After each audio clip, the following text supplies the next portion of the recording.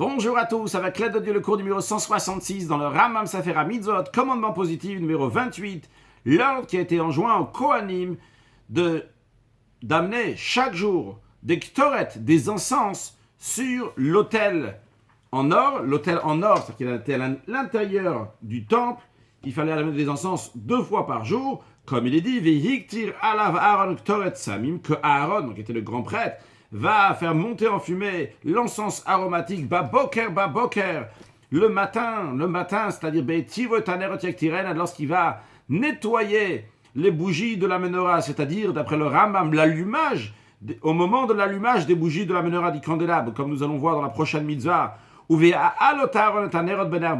lorsque Aaron va allumer les bougies l'après-midi, yaktirena, à ce moment-là, ils vont amener les ktoret, les encens, d'où le commandement pour tous les Kohanim, pas seulement pour Aaron, qui lui était le premier des prêtres, le premier grand prêtre, mais aussi pour tous les Kohanim à venir. Donc il y a un Kohen chaque jour, donc il doit amener des encens le matin et l'après-midi.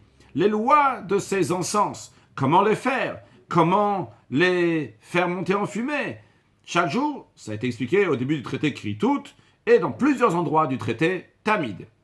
Commandement positif numéro 25, l'ordre qui a été enjoint aux Kohanim d'allumer les bougies de la menorah du candélabre toujours devant Hachem, comme la Torah dit, Be'oel moed michutza parochet asher ala edut yarochoto Aaron uvanav, dans la tente d'assignation à l'extérieur du rideau, donc de l'autre côté du rideau, non pas dans le Saint des Saints, mais du côté du Saint, dans lequel là-bas il y avait la menorah, le candélabre, là-bas, l'arrangeons Aaron et ses enfants. Quand on dit de l'arrangeons, c'est la mitzvah qu'on appelle en hébreu hatavat hanerot.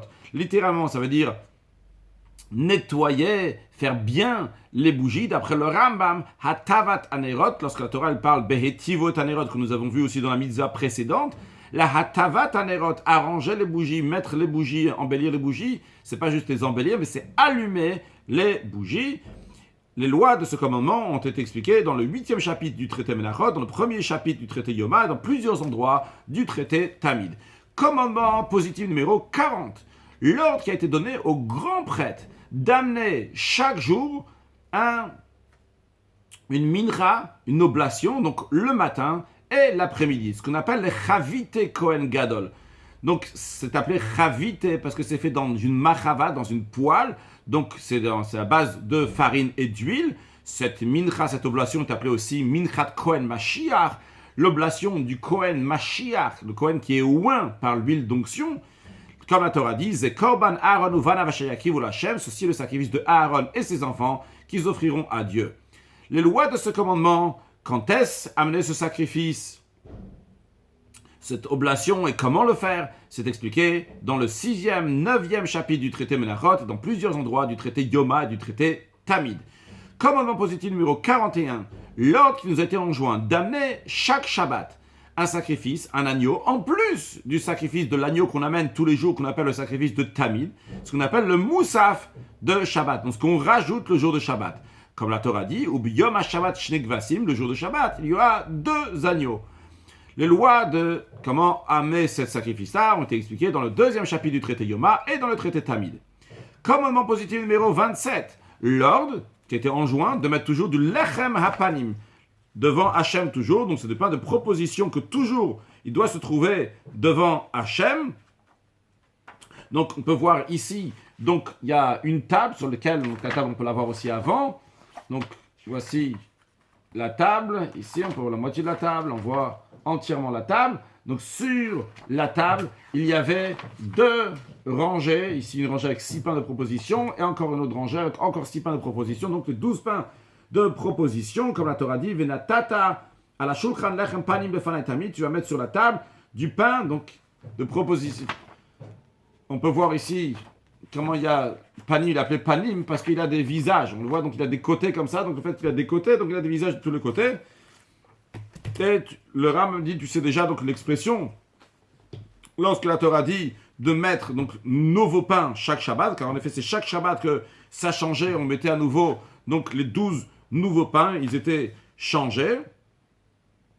Et il faut mettre avec du levona, donc des encens, 2 vases d'encens avec, et les Kohanim vont manger ce qui a été fait le Shabbat d'avant. Et les lois de ce commandement ont été expliquées dans le 11e chapitre du traité Menachot.